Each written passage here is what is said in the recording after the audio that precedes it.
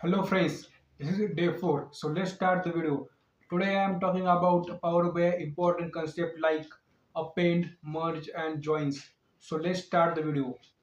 So append is a add one row from another row. So append means for example your sales data like January and February. You can add January and February data in one table. Then this concept is called append. In the Power BI we can go into home page and directly click on append. So append, we can append any data so easily. Second is merge. Merge means joining the columns side by side. So, for example, first is a customer name and second is customer order. The column like customer ID, we can column like customer ID. We can merge two table for giving all the details of customer in one table. In the Power BI, go to Power Query and Home and select the merge option. We can merge any type of data. So third is a join. Join is the same concept in SQL and Power BI. There are six type of join in Power BI.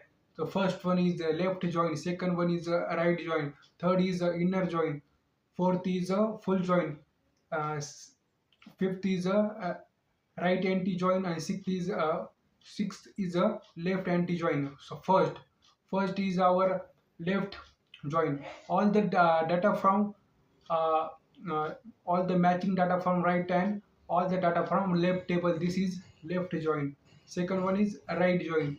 Right join means all the data from right table and matching data from left table. Third is inner join. All the matching data from two table. मतलब matching data of two table. Third is a full join. Full join means all the data from both table. For all the data from both table. So next is right anti-join. Right anti-join means the data did not match the right anti-join. The right anti-join means the data did not match in uh, left join, but data in right join. The data is called left anti-join. So last is a right anti-join. Right anti-join means the data did not match the uh, left join, but all the data from right join. This is called right anti-join. So thank you for watching my video. So next concept I'm targeting the Power BI concept like this.